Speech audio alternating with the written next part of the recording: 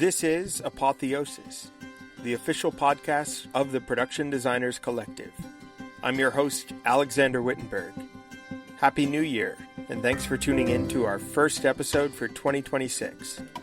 Today you'll hear moments of my conversation with Academy Award-winning production designer Patrice Vermette, whose credits include Dune, Dune Part 2, Prisoners, Arrival, and Sicario.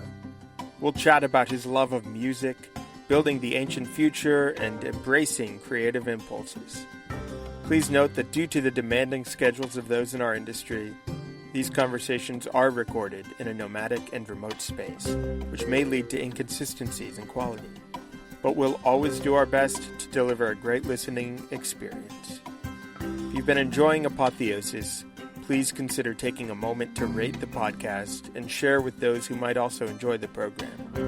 The conversation you're about to hear was recorded in late 2024, and I kick things off the way I always do, by asking Patrice to share his thoughts on creativity. Creativity means, it means a lot of things, but I think creativity means to always be on the lookout, always be in the search, the inner search to try to do things differently.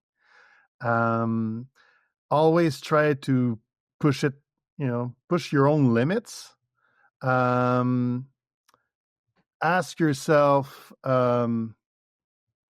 is it good enough?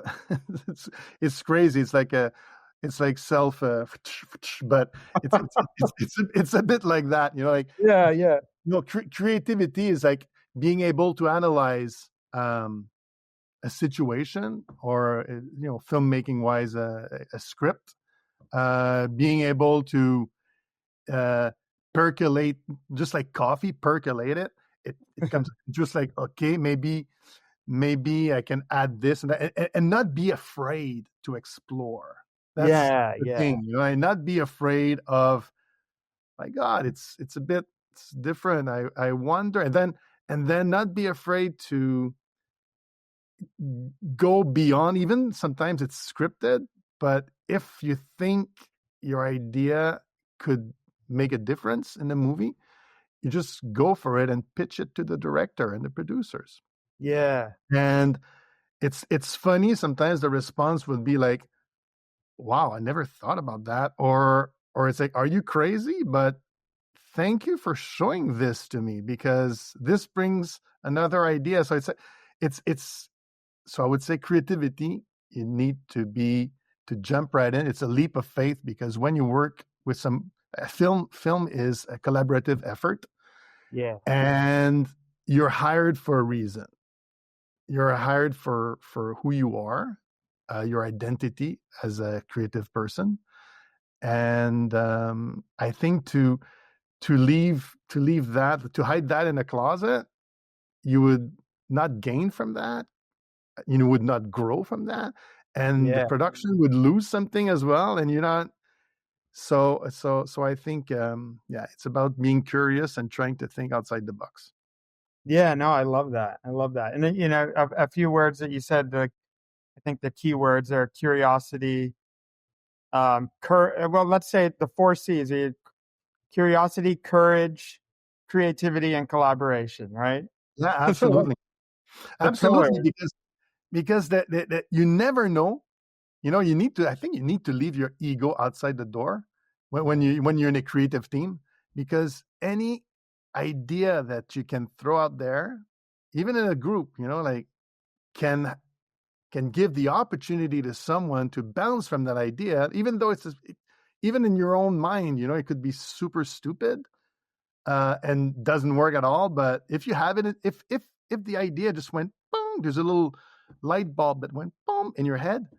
I think it's important to put it out there, because it may help someone else bounce from that idea and have a really good idea that's going to help everybody. Like, it's going to help the group. Yeah, so, totally. In that.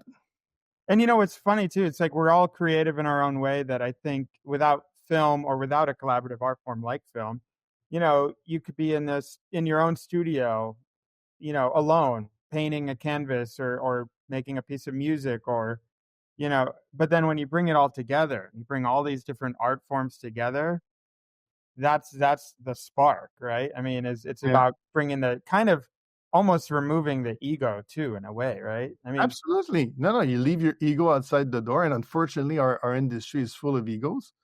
yeah, of I do have an ego. Obviously, we all have some, course. but but it's a collaborative effort.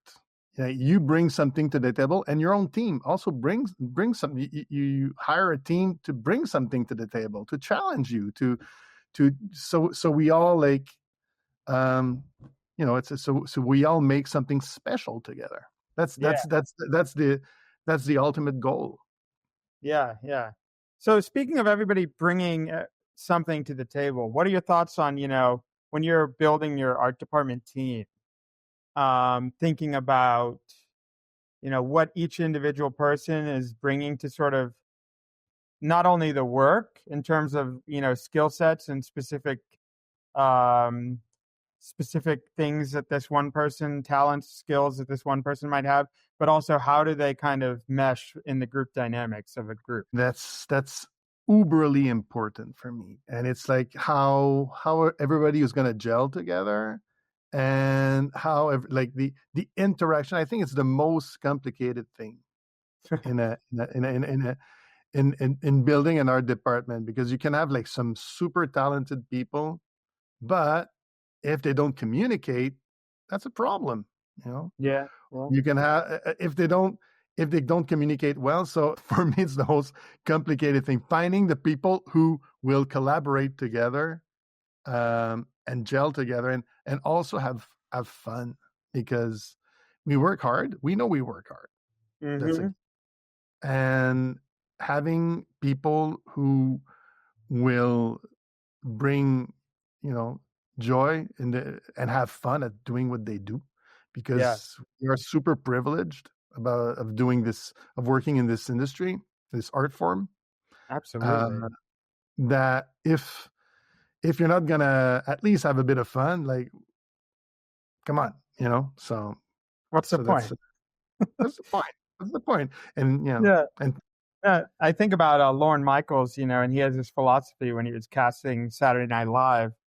Like, okay, well, somebody might be really great and really funny, but the real key to if you want to hire them or not is if you can run into them after, an 18-hour day in the middle of the night in the hallway and like, want to see them and have a conversation with them. Like somebody that you absolutely. want to be around, Absolutely. I did not know that about Lorne Michaels, but it's funny because whenever I interview people, for building my art department, I know, like, from their resume, or from the people I check around, their names, or their, like, I know that they're good at their job. Like, it's no point. I don't want to waste anybody's time. I don't want to waste my time, but I know that persons actually can do the job. So I very rarely talk about the actual job. I Yeah. talk about everything. I talk about music. I talk about art. I talk to see if we can connect, because we know that we're gonna go through, great days, more stressful days. We're gonna go through all, like, the spectrum of emotions Yeah. sometimes. So might as well have people that you can that gel together. Again.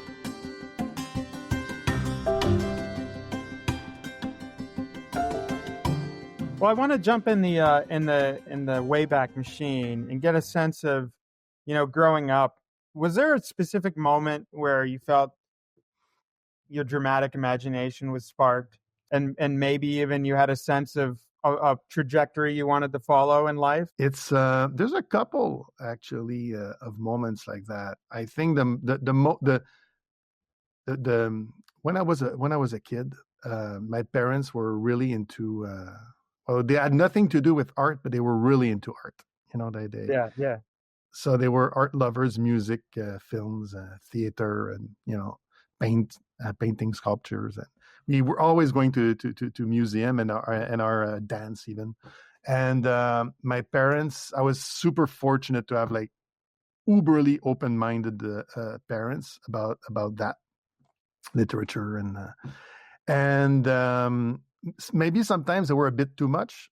When I was 4 years old, they took me to see a black and white movie uh, made by Ingmar Bergman. It was in Swedish, Mm-hmm. and it was in black and white, and it was The Magic Flute. Mm. Okay, not such a great idea to entertain a 4-year-old kid. I was traumatized. I was so traumatized, and every time after that, my parents went, "Hey, you want to go see a movie?" And like, no. I was like not sure about that lady, liking that art form. Yeah. I prefer television. But back then, there was something in my family that was super important for them. It was whenever we would watch television or film, we would need to sit tight until the very end of the credits. Out of respect for the people, my parents were like, no, you need to sit down and watch all the names. It's important. All these That's people made. brilliant. So that I was taught that by my parents. And which I feel right now is a bit of a shame on the platforms. At the credit, when the credits roll, they on the left side they disappear, moving on to the next thing to watch. Yeah. You have like 5 seconds to hit the Yeah, button to watch the credits. it's Yeah, very sad. it is Um, sad. And if I could, I don't want to Go take ahead, you off. no, go ahead, go ahead. But when it comes to credits, I always say there's 3 reasons why you should sit through credits, and one of them is, of course, honoring the people who made the Uh, thing, right? The other is like the composer of the film, or whether it's a needle drop or it's a score. It's sort of the suite of music that takes you from right. this phantasmagorical experience of watching a movie back into reality. It's like the Yeah, gradual absolutely. cool down period in yoga. Yeah, It's like, okay, absolutely. You're but right. then it's also like, why do you want to be a part of the crowd? You can either be crowding with the hundreds of people that are leaving, or you can just like kind of have this peaceful And some transition, movies have you know? post credits as well, Yes, scenes. well, of course, and that's I think kind of a brilliant move on the studio's Yeah, parts to get people to stay. But no, um, yeah, no, I couldn't absolutely. agree with you more. I think that's really cool that your parents kind of instilled that in you. But when you see that, you realize, okay, a movie is made by a lot of people. Yeah, A lot of people involved into making. Obviously, we follow the vision of the director, but um, to make that vision, to put that vision on the screen, it takes a lot of people. yeah, So that was like part of my part of my journey when I was little. Um, Big part of my experience was when my dad. Well, actually, I asked my dad because my friends at school were telling me about this extraordinary movie in 1977. I was 7 years old, and it had lightsabers and it had like spaceships, and I was like, I want to see that. That seems a lot more interesting than the Magic Flute. You know, yeah, totally. I might have seen Benji after that, but but I was like, I want to see that.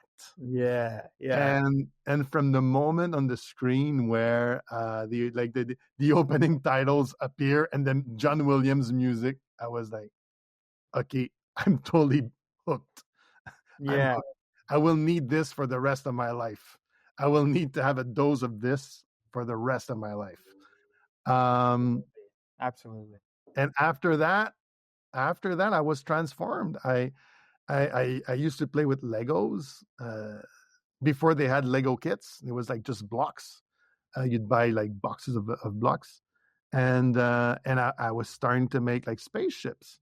And then I was lucky enough to that my parents they lived in the South Shore of Montreal, Yeah, and they had an unfinished basement. So we were 3 kids. We were allowed to do whatever we wanted in the basement. My brother was like playing hockey with the goal and like slapping balls or hockey pucks, and we could do whatever we wanted. I started taking a small corner of that basement until I think I took like at least a third or 2/3 even. and I was like doing like creating worlds with like pieces of furniture that was stored, like, and doing papier mâché structures, Yeah. tin foil, like and I was trying to create a world like Star Wars Yeah. and beyond. Um, and then I think the other thing that I actually realized only last week that made made a huge impression on me, because I love architecture. And in Montreal, we have this this subway system, and each station was built by was designed by a different architect, and also it had what we call the 1%. It had artwork in it, like sculptures or like these strange lamps like that. And I used to take the subway to go to school in Montreal, Yeah. and I would, you know, I, I was amazed by these subway stations, and I would get off a station before and just start exploring it. And it's like, wow, these strange angles, these colors, like what a weird match, but it works. So Yeah. I was real like I didn't realize how much until recently. I was of course that's imprinted in my head. Yeah. And then I discovered music, playing music, and I realized that music is a super powerful art form. It has the ability of transporting you. You remember a song you've heard. You remember Mm, exact conversation. You remember yeah. the perfume or the smells that fill the air when you heard that song. If it was a That's a good special, point. remember the I always think smell and music are like two yeah things that are like they're siblings. Because taste, like I can't Ratatouille. In imagine. Ratatouille, when he goes back, when the food critic goes back in his childhood, Oh you know, yeah, oh, it's a brilliant it's like moment, and I think brilliant. about that a lot. Like for me, yeah, music is one of those things that stops you in your tracks, right? It's like you hear a song brought back to that place, and it's like almost an overwhelming wave of emotion. Yeah, Yeah, music to draw to. Like I listen to music all the time, and back then, like I thought my future was writing music for film, writing recording bands and being a record producer. I That was my dream. So I went into university at Concordia in sound, specializing in sound. Um, but afterwards, I was working, to pay my rent. I was working as an production assistant on yeah, commercials, and at some point, someone told me, you want to work on a music video, like as a PA? It's free, but it's a freebie, but of course I want to do that, because I want to be close to, get closer to the world of music.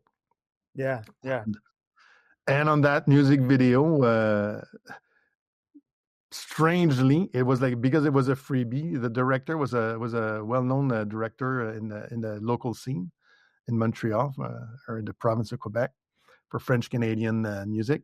So that music video was from a singer from Haiti, and it was like a no money music video at all. yeah, But the director loved that singer's music, so he said, let's do a music video for free. And that day, I was the day before the shoot. I was um, I was in a big loft in Montreal, an empty loft, and the grips and the sparks, they arrive. The DP arrives. They're all scratching their heads. There's nothing. oh I'm jeez, like setting up the table, setting up the coffee machine, and like laying out the donuts, and the director arrives, and he's like kind of freaking out. I don't know what's going on, but the art director shows up, and it was her first time doing that, and she's stoned out of her mind. oh So man, you can actually say drugs helped me, because after that, because my one of my friends who was his first job as a grip on that music video, turned to the director. He says, "Well, maybe my friend Patrice can help you out, because I know sometimes he's helped, like on commercials, working with designers. Like he was there as like the art PA. I know that he has a band, and sometimes they, like when they do show, he makes up these visuals, these settings, and maybe he can help me." So the director comes to me and says, "Well, can you help me?" And I said, I've never done this in my life, but maybe I can help you. I'll do my best. Yeah. And so overnight, I called some friends, and we make these 4 very small setups that were enough for him to do, for the director to do a music video. And after that, he said, "I liked it. You want to do my next one?" And then, "You want to do my next one?" Eventually, from working as for zero money, I started making $250 per music video, which was not even $25 a day. But I started loving it. Yeah. I loved it. Yeah. It was just like a bunch of mavericks together, like having fun, and like and it was kind of anything goes. So that was my school. Like my parents were freaking out, but I was telling them, "Listen, it's like school. You need to pay to go to school. I do it for free, but they don't pay. But I'm learning so much, and I'm having fun." Yeah. So Well, that's yeah. You become rich in every other way, right? exactly. And Let me you ask. make a lot of mistakes, but music videos, when you work for free, it's okay to make mistakes. Yeah. So, And I think it's really interesting too, coming at it from a standpoint of not necessarily being, traditionally trained in production design, not necessarily knowing the rules, probably actually really helped you out a lot, right? Because I think so. you You don't. break the rules without knowing there's rules. Yeah, yeah. And Yeah. I want to go back a little bit to you. You had mentioned that you were doing settings for your band. It was a band that you played in. Yeah, it was a band that I played in. I used to be the singer in a band, and a bit of keyboards, a bit of guitar. But it was just like, since we were like playing, most of the songs we would be playing would be our own songs, and we played our own songs because honestly we weren't that good. There's something that I learned very quick, is like, if you play in a band, if you play music in bars, sometimes people will want to hear the song exactly as it sounds on the record. Mm. If you're not a great musician, what do? You do your own songs, because people don't have anything to compare it to. So that was that was kind of our trick. All right. So we made our songs, and it was mostly, always the same people coming to see us. So whenever we had like from time to time, we would put projections. I would rent a 16 millimeter copy of a movie. We would put plastic, and it would, like, plastic transparent sheets, and it would just like create, it would create something different. Or I would put like a table, a lamp, a refrigerator, as if we would be playing in a kitchen, or Yeah, like stuff like that, simple stuff like it's that. amazing. I mean, yeah, but then you're adding a whole other layer of storytelling to the evening, even if it doesn't have anything to do with like the songs, right? Yeah, it's creating like don't want to say event, but it gives something to the people who come to see your show, a little bonus, a little. And Yeah, and I realized when I was doing music, and being in university, and I love doing soundscapes, just like moods, yeah, and with sounds, and I realized that production design is very close to that. It's very similar to that. You yeah, know, it's yeah, the yeah. setting. Music, like, it's for me, it's very similar. And I was working with early, like in 1995, I connected with an amazing director who became a very close friend of mine, called Jean-Marc Vallée. He passed 2.5 years ago.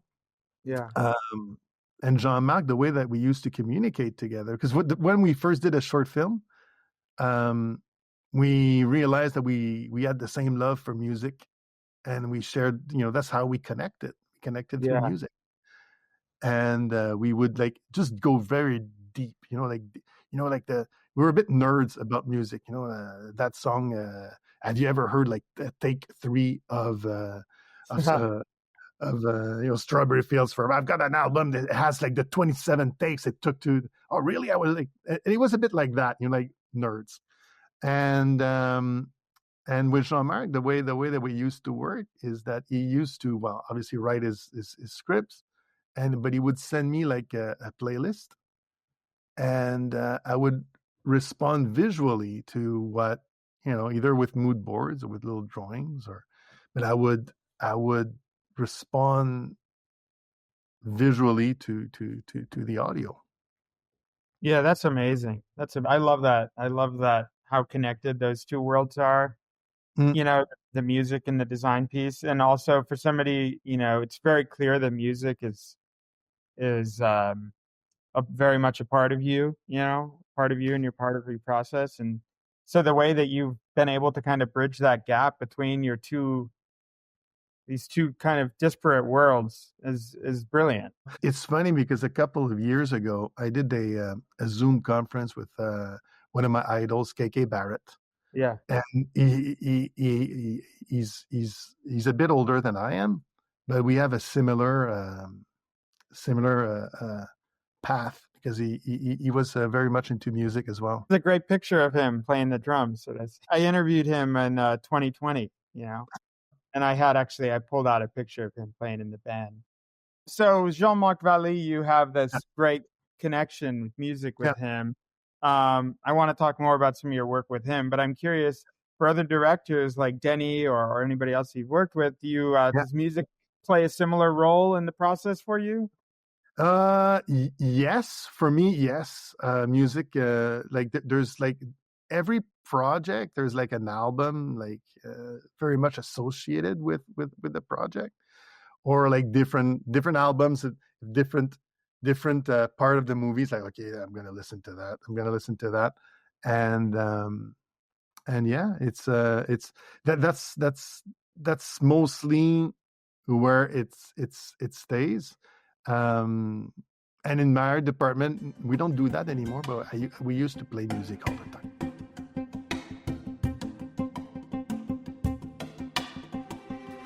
So I know you did Prisoners, in Atlanta, and so I'm curious what your experience is like going to a location, because that film was set in like the Midwest, right? The script was around Boston. Boston, okay. But Denis made it somewhere in a nondescript town in Pennsylvania. Nice. I want to ask you about spirit of place. When you go to a place, you're looking for a location, the world is your oyster, right? And you have some guidelines, of course, with the script, and then even more specific thoughts from a director. But how do you kind of go about when you arrive at a place, feeling the energy of that space and letting the space kind of, in a way, guide you to where you end up choosing the location? I know that's a very like esoteric question. I can well, you know what? I can tell you the story of Prisoners. Yeah. Because when I read the script, I had some thoughts, some strong thoughts, and I asked. It was raining in Montreal, and I asked my wife, do you have anything to do today? And she says, what do you have in mind? And I said, can you drive me around? We're gonna go into the exurbs. I want to take pictures of the exurbs and where all these strip malls, and the strip malls that connect these towns that used to be small towns, and I think there's an interesting visual in that. And when I showed those pictures to Denis also had the same idea, and that's how connected we kind of, Denis and I are. and I know Denis and I were so connected, it's crazy, but yeah, and so when we were in Atlanta, we were looking at each other, and we were like, we went to Conyers. Mm-hmm. We shot in Conyers, and it was these house from the 70s that had these streets. It was just these that you could actually see the perspective was quite perfect, actually. It's a very evocative film. And you shared a story with me when we were speaking last about the wall, the wall art. Yeah. I thought that was kind of a wonderful little anecdote. I'd love if you could share it. Oh, no, absolutely. On like in the script, it calls that one of the characters' house was filled with maze, but Yeah. it didn't say the size of the maze, and it didn't say. And what I suggested to Denis, like that guy, played by beautifully played by David Dashmalian. Mm. I think that guy was been, like he he suffered some serious, you know, memory and serious mental trauma. Yeah. Yeah. But so he would have taken his pen and just like started making these mazes, these labyrinth on drawing these on the walls of his house everywhere, and then when the pen, he would take any pen that's close to him, and just these very small mazes, small enough that at first sight you may think that the walls are just dirty. And Mm. also when you use a carbon pen, sometimes with your hand, the sweat of your hand, it just uh, smears it or something. Yeah. Yeah. Yeah. It starts to It's kind the of. right term. Yeah. So it creates that texture on the wall. Yeah. So so the team, the painters, and they went there like for I think at least a week, if not 10 days, and they were like, it was a bit a work of like they needed to be you could go crazy about just doing that but we were going to shoot on the Monday, and on the Friday I was like, I think we need a lot more. Mm. So I asked my friend, storyboard artist Sam Udeki, was with us, and I said, Sam, what are you doing this weekend? And he goes, nothing. What do you have in mind? I said, what about we spend the weekend at the location, and we just I'll buy some whiskey, we listen to music, and we'll get some pizzas, and we just like draw. We listen to music and we just draw. We're into character, and we draw mazes and mazes and mazes. Like Yeah. I, Yeah. I bring the pens and the Sharpies and the pencils, and let's. And he goes, right on, let's do that. Yeah. Just for that little extra layer. I think it's your IMDb picture with that wall. Yeah, that was taken that weekend, actually. It's fantastic. That was taken that weekend by Sam Udeki. So man, this is crazy.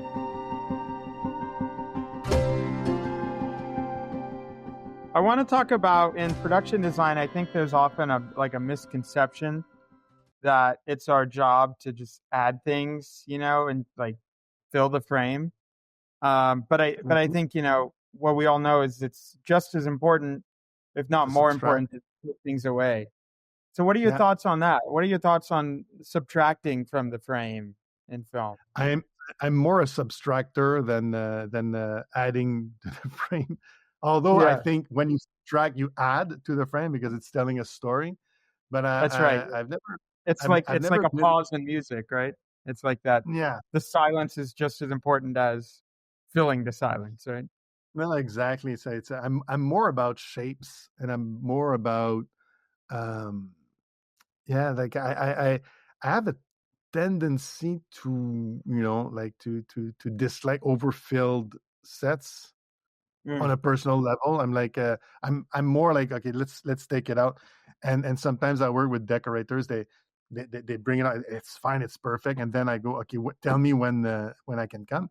So I arrive, okay, and I start taking out. And they go like, are you insane with it? No. It's like, take it out. This, and I do go by myself. I can take this out. I'd rather like, but it's amazing because everything's there. In the end, you need to start by filling it to be able to subtract.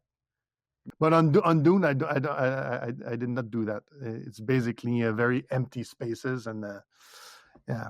The sets of Dune, the world of Dune is really fantastic, and one of the things that I think sets it apart and really that makes it such a successful, beautiful design is it sort of sets itself in the ancient past, but also in the distant future. It's this sort of language that's inspired by a history that we as human beings know, looking at ancient civilizations and things, but also it's very much in its own world. So when you're embarking on a quest to create a world that does not exist, how do you let our world influence this fictitious place? For a movie like Dune, it's like the way that I've always approached it. I call it building the ancient future. But Yeah. besides the screenplay that Denico wrote, there's a lot of descriptions in it. But I went back to the original material. I went back to reading the book, and Frank Herbert leaves a lot of cues and little pieces of the puzzle here and there without being too descriptive, but he gives clues about the environment of each planet and each culture of each families. Like, for instance, on Caladan, it's like you feel there's nostalgia. You feel that it's going to be the end of something. That's something that's been great. You read. There's a bit of medieval, castle feeling in it. Yeah. That in the book they talk about there's water, there's rocks, there's like rain, there's so all these elements. Then you that's you need to consider that when you start designing, right? Yeah. So I think in that family is in sync with nature. So the inspiration, and Denis and I, we thought about like the Canadian fall, like the Canadian autumn, which is our favorite season. On the coast, there's always a mist. There's always clouds. Yeah. And for us, it was basically fall is the end of something going towards the death, and it's foretelling of what's going to happen in the story, in the film. And again, we love the color palette of fall, the grays, the tender green, the reds, and a bit of the yellows, and so that's and obviously they would have wood, so that's why there's wood paneling inside. So everything basically, you start with the elements, and then you put them in a shaker, and you create your own cocktail. But it's for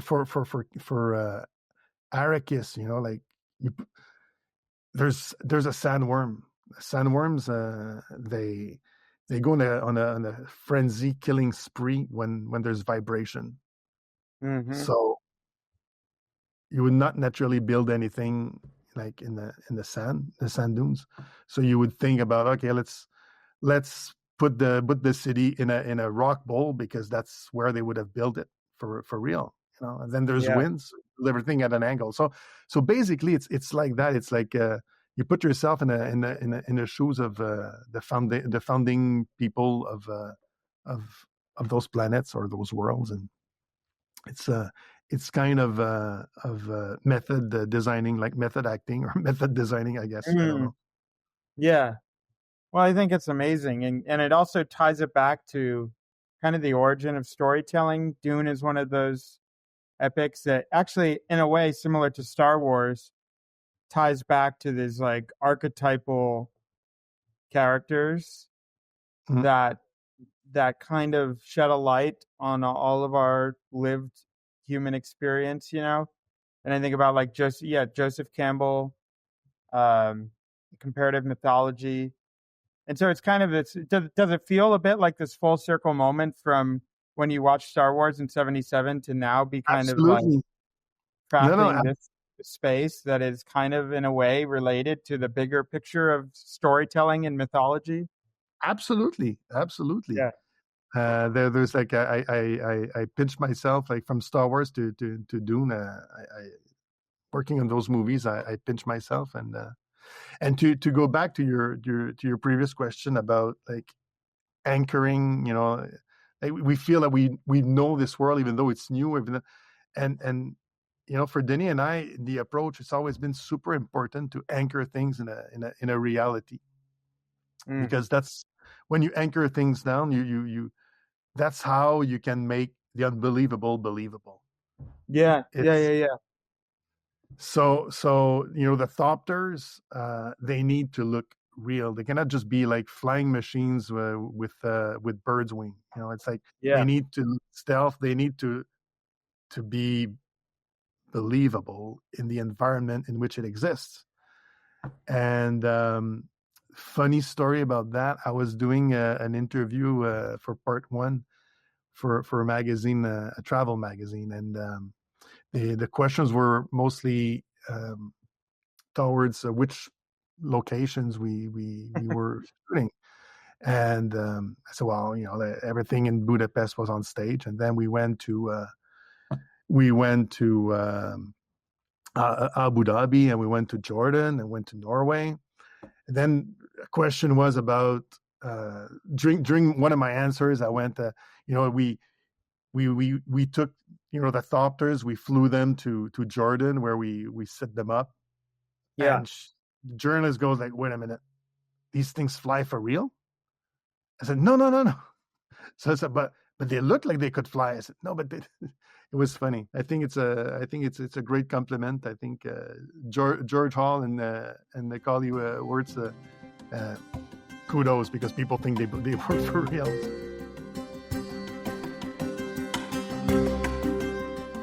Also, the way that your sets in Dunes, both parts 1 and 2, interact with the light is really, really powerful. And I'm sure that DPs love to work with you and your sense of light. But I'm curious Yeah. how light comes into your initial ideation for what this world is going to be. I mean, Well, light is always a part of that, isn't it? no, absolutely. But I would also add like what Dennis Gassner did with Denis on Blade Runner as well. The light with Roger Deakins. I think the way that they play with light and shadows, and it's Yeah, beautiful. And amazing. but the way that I work is me and my concept artist, we work with we start with models. So we sketch in 3D basically, and that gives us the opportunity to move around and move around the object that we sculpt, and we have our sun. Like I always put like a one light, which would be the sun. Mm, How that the sun interact with the shapes that mm, that I'm sculpting, and how like and that like that way of working is like with it really instructs me on, okay, maybe I should put a door there because that's the character would come, and and that's how I work. And then when like collaborating with DPs, and they're always my friends, the DPs. I've got many DP friends, and yeah, it's a good thing. It's it's good to have the DPs in your corner. and there's another thing that speaking of DPs that I like, light and okay, it's light and light and light. When we work on stage, we build sets. I Yes. always found that it's a pity the way that the painters, the scenic painters are work, because they don't have the right light. They are they work with lights from Home Depot, and it's like it's not the right temperature. It's not. It's so they Yep. kind of it's kind of asking an artist to paint a blind artist to paint. Yeah. It's I think it's a bit crazy. So with the DPs that like with Greg, for instance, what we started doing is like he does his pre-light with his team, like a week or two sometimes before we actually end up shooting on stage. So we do like with my scenic painter, with Serge, we do like a pre-paint, a pre-texture, a pre that we feel very comfortable with. And then we give ourselves the some time after the pre-light. And my painter and I were always present during the pre-light, and we look, on the screen with the digital cameras now, how it looks. And we discuss with the DP, and I think there should be a little highlight there. So I think we should have a little. So even the worlds like this on Getty Prime, which looks like black, there's some silver in time just on the edge, so the light catches. So we do the other layer afterwards. Like you always do like you dress a set, you do like the dusting afterwards, or you do that. There's always that layer, but the way that we work with Greg is we give ourselves the chance to we look, and then it's pre-lit, and the only thing that it demands after that on the part of production is that to have someone who's going to operate the board and light the set when the painters finish the job. Yeah. The days after the pre-light, so they can actually work under the perfect light condition, the light condition on which the set will be photographed. So that's something that right now I kind of insist on. Yeah, that's fantastic. And because the DPs they're not against the idea, basically, and that it's a great collaboration. Yeah, that's brilliant. Now, one of the things I heard a story, and I think it kind of just answered this question, but I think we can elaborate on it a bit. I heard a great story about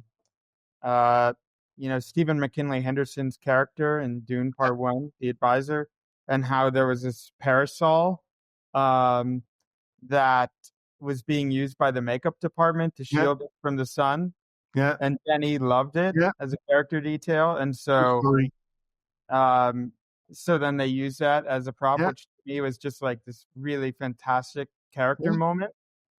And, I think it's great to know that a film of that scale, that the director is still willing to pivot, and even for just a slight detail like that, willing to be open for spontaneity on the day. And I know it's a little bit harder when you're building giant sets and you have hundreds of people that are sculpting them and painting them. But I'm curious, just in general, philosophically speaking, how open are you to pivoting, and how open are you to spontaneity after already coming up with a very concrete plan? Listen, I love it. We have this thing like, well, Denis, that's the rules with Denis. It's like, okay, there's a screenplay. Yeah. If you have a better idea than the screenplay, put it on the table. If so we can, like, it's a movie is an animal that needs to be tamed. So it starts with the screenplay. Then you can okay, maybe if the screenplay inspires something to you, you can pitch in. Then he does his storyboards, and the storyboards will overrule the script. So we always go into situation and with members of the team, heads of department, they go like, yeah, but in the script it says it. Yeah, but in the storyboards it's not there. So forget about like that. Storyboards overrules. So it starts with that, and then he's uberly prepared. Then he is so prepared, but being prepared, knowing exactly where you're going, allows you on the day of shoot to be open, to the accidents, to the moments that there's like rain that arrives, or like to be, there's a tree, let's shoot the bark, let's and it's there's still that spontaneity, like Yeah. on Prisoners, there was a huge storm outside. I said, okay, let's go out. Let's go outside the house. Let's shoot let's have the character, the character played by, not Jake, but help me. By Hugh Jackman. Hugh Jackman, thank you. By Hugh Jackman, Yeah. like, okay, let's have him run under the rain, and like it's a fantastic scene, Yeah. So yeah, or and be open-minded for accidents. Like on another story from Prisoners, the scene in which we introduce Jake Gyllenhaal's character. He's in a Chinese restaurant. Yeah. That we had created on a boulevard and a bit outside of Atlanta. Mm-hmm. And so the scene is it's in a Chinese restaurant, which is not a Chinese restaurant, and we just dressed it as a Chinese restaurant. Yeah. And I said to my graphic designer, let's do menus. Let's do like placemats. Like let's do placemats in which we can have graphically, we can add a Chinese horoscope. Let's do the Chinese horoscope. Okay, that's not scripted. Yeah. And on the day, Jake starts reading the horoscope on the menu and starts exchanging with and that created this, that changed the script. That's how he starts flirting with because he's reading so that's filmmaking. I love accidents like that, and we should always be open to that.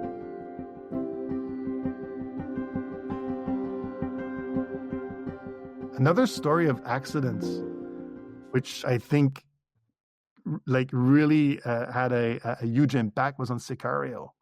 Oh. On Sicario, the people which are behind the walls, inside the walls, Yeah. in the tract house. We were on stage, and we needed, like Denis wanted to have some in the screenplay people which are put inside the walls. Yeah. And so obviously we're not going to put real actors. We're going to put prosthetics people. And we started like asking, like for quotes. And we determined that, okay, because these are expensive set pieces, we're going to need 3 really, really, really, really well made with hair implanted. Like you would think it's a real person. Like 6 or 7, which are like will be in mid ground, and the other ones will rent because they're going to be like far background. Okay. Yeah.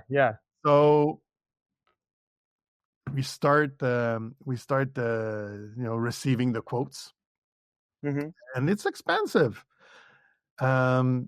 really expensive. For the 3, they're really expensive, and there's like some back and forth with the producers. Like they're really like, of course they were gonna be like, look at the storyboards, we're like right in the face, so it needs to be so we decide to go with one vendor who's from Montreal, and it was the mid price. So I asked my coordinator, Alana, at that time, said, when these arrive, please let me know. I'd like to be the person who unpacks them. I just want to make sure, like, they're the people that I referred. I just want to make sure that everything's fine, and I'm not, nobody's gonna slap my hand for. So they arrive. Yeah. So they arrive one day in boxes, and I go like, okay, Patrice, they arrive, and they're all like, The boxes are on the stage, and okay. So I go on the stage. I walk carefully. I open the first box, and there's a styrofoam pellets that covers another box, and I open very carefully, and then I see these mannequins with with plastic on their face and their bodies. And I say, wait a minute, this is so creepy. So I go to Denis' office and I go like, Denis, you need to see this, man. This is, I think something just like the gods of cinema have just knocked at our door. Wow. So he goes in the studio and said, wow, this is exactly what we're going to be doing. This is crazy. It's super it's like you see the suffering. It's not just like people like in the walls. You can only imagine their suffering. Oh my God, yes. So I say, okay, sold. It's Berlin. That's what we're doing. So when the producer, who's a good friend of mine now, John Stark, heard of that, he immediately came to my office and went like, wait a minute. We had to argue about the price of these mannequins, these prosthetics. And now I hear that you're going to put plastic bags on their heads. Are you insane? You know how much these things cost? I said, yeah, I know. I know, but what do you want me to do? Can a great idea, which I know, nobody had that idea. They came wrapped, and that's what gave us the idea. Yeah. We would have never been able to imagine this if we would have not seen it. So again, to go back about it, you need to be open-minded. And I was so happy that on that day, maybe someone else who would have opened it would have had the same vision, but maybe not. Maybe they would have just opened them, present them. Okay, here they are, and I would have gone in the studio. So, oh, these are perfect. Thank you. And let's carry the plan. But sometimes, accidents or accidents. Sometimes there are accidents, but sometimes things happen, and you need to have your eyes open and your ears open, and your senses and your instinct all open, wired up, and accept that. No, I call it listening to the world. Yeah. So or you come across or you come across things by accident. On my second music videos that I ever worked on, strangely enough, I'm gonna sound very weird right now, but I'm going for it. So it was a road clip, a road music video. We were on the road. We were they were setups that we were going to do, and we're out 4 hours away from Montreal. And the director, we're stopping, and I was one of the big thing was that this convertible, this old Mustang convertible. Yeah. So I was driving the hero car, and I had some props in the trunk, and there was also a cube van following us with other set pieces and stuff. Mm-hmm. And at one stop, the director says, "It'd be great to have a big turtle. We could have a shot starting from the turtle and moving up while the car drives." Nice. And I said, "Great, but we're in the middle of nowhere, so." Okay, strangely, driving to the location afterwards, there's a turtle crossing the road. We stopped, took a sand blanket, borrowed the turtle for hours, filmed it, took it back. So it's you always have to have your eyes open. Who would have thought? I was that's true. And stopping at the next location, the director was like, "Are you kidding? It happened for real?" I said, "Yeah, it just happened. You want your shot? Here's your shot." I have a story too that reminds me of all this. I did a play called Constellations, and it was in a small black box theater. Uh-huh. And it's maybe 70 people a night could watch this play. It was a very small room, And we wrapped the entire room in this paper It's like Uh-huh. crumpled craft paper that we painted it all blue, and it kind of was in this multiverse. The play takes place, it's this couple, and then throughout the piece you see like all the different versions of one particular moment, and how one moment in life can affect everything that happens after. And Mm-hmm. anyway, it's just two actors in this Wow. play, and I thought, I want to ground them in some way in this space. And so, like, right before opening, I had this idea to paint a thin white circle on the ground.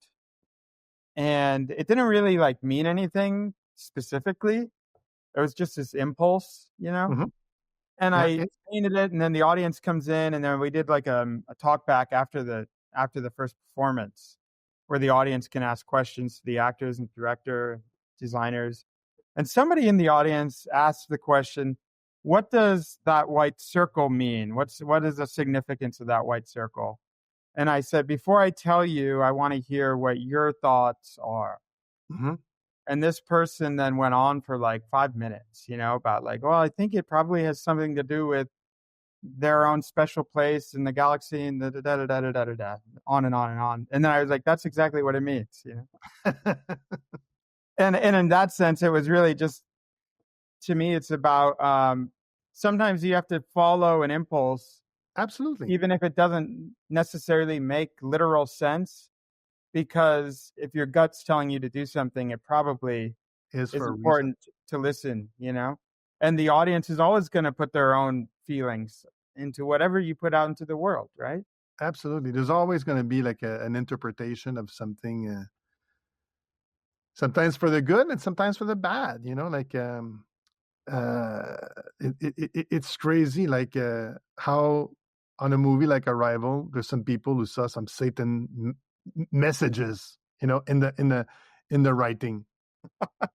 There's some, or it's crazy. There's some YouTube videos about that. It's like, really? Like, oh yeah, it's the devil eating its tail. It's like, what? Yeah, So yeah, so sometimes, like, sometimes you think about meaning. Sometimes there's like, oh wow, there's a great coincidence, like your story. You never thought about it, but then wow, it does make sense. yeah, And sometimes it's like, okay, there's someone who interprets it, and it's quite funny. yeah, yeah. It You is know, amusing. Sam Mudeki, the storyboard artist, and I, when we did Enemy together, the first time we collaborated together, we that's a movie that can be really interpreted in so many ways, Yeah, which is also a good story behind that. But we were like sending each other um, YouTube videos about the interpretation of that movie, and it's quite funny.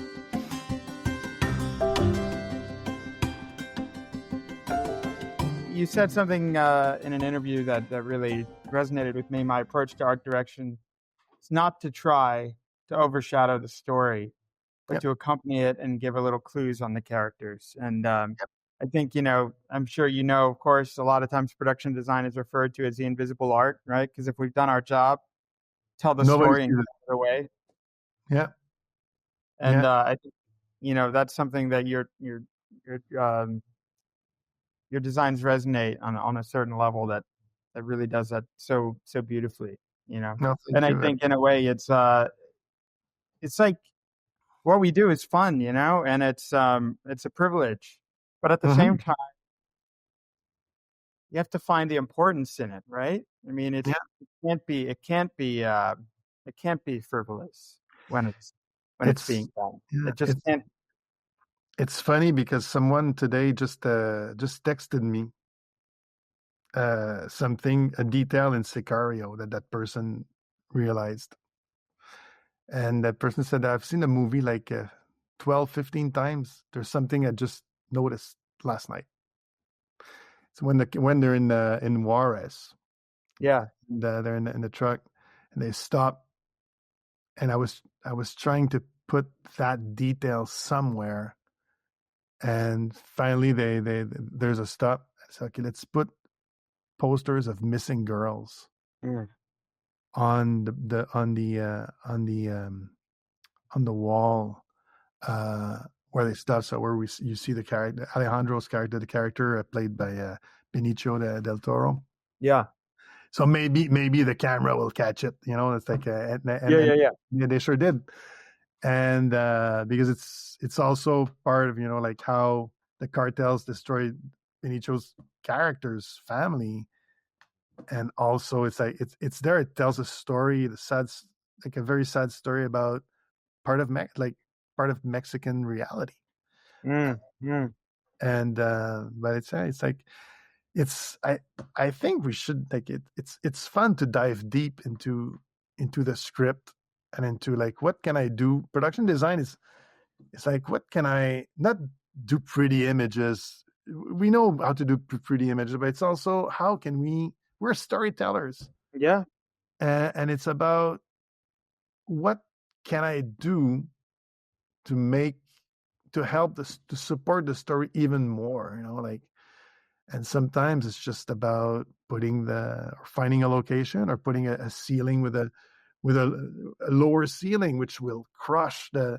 And it's it's asking ourselves the question: what is that scene about? Yeah. What is the meaning? Where is the character? What's the arc of the character? Where is the character going? Yeah. He's changing world. Let's put a moon door because he's changing from. Let's think Yeah. about how can we make how can we make uh, how can we help support the story? Yeah. Support. Yeah. No, I think about, like the incandescent green wall in the Young Victoria, right? Yeah, Like absolutely. that. Yeah. Oh, thank you.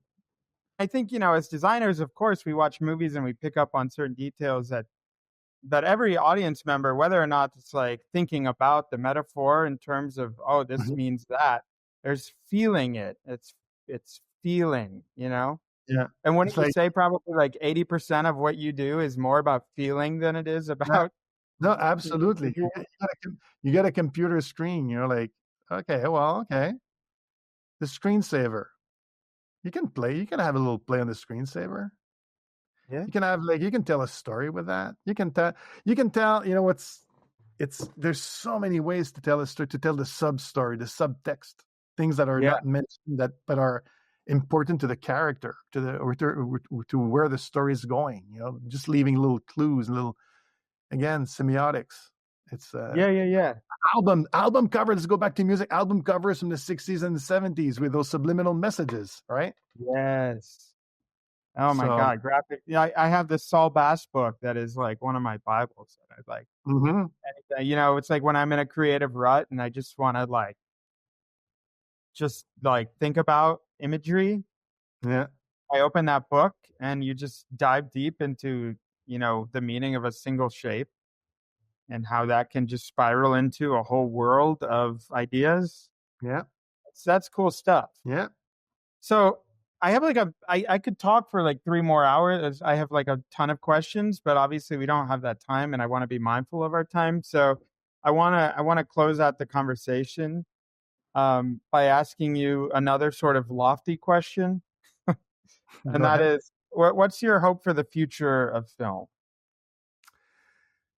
That's a big question. I'll try to answer it the best way that I can because I think right now we're at a crossroad Yeah. about creativity and about human spirit and about AI. And I think there's going to be a push for because we're in an industry where budgets are important and film make less and less money. Like and we as a department we will and other departments as well will be in the same situation. So the fear is that AI will kind of I, I don't want to sound doomsday, but will take over some of the jobs Mm. because that's the reality. But I think the best way to surmount that to is again to go back to your first question. It's about being creative. It's about creativity. Yeah.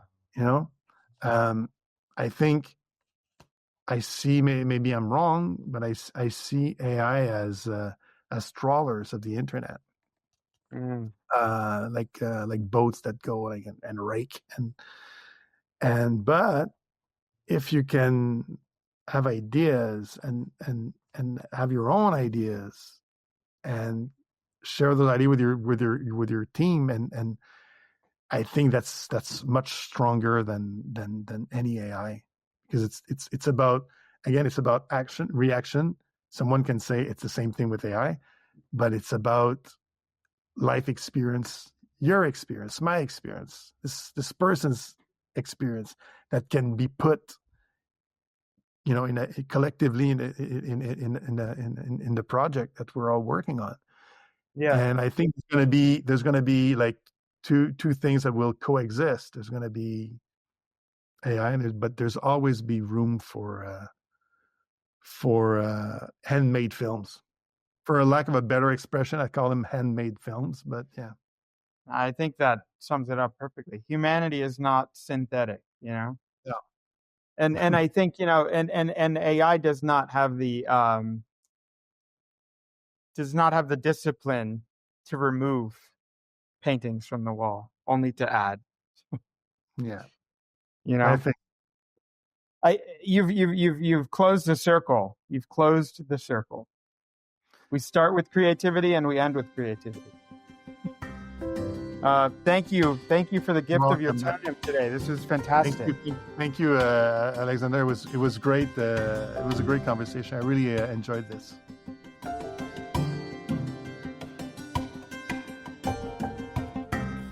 That brings us to the end of our conversation today. I'd like to give a shout out to my co-producer, Gavin Mosier, and the composer of our original music, Nathan Avakian. As a reminder, if you enjoyed today's program, please consider taking a moment to rate the podcast and subscribe for upcoming episodes. Until next time, happy holidays, and thanks for listening.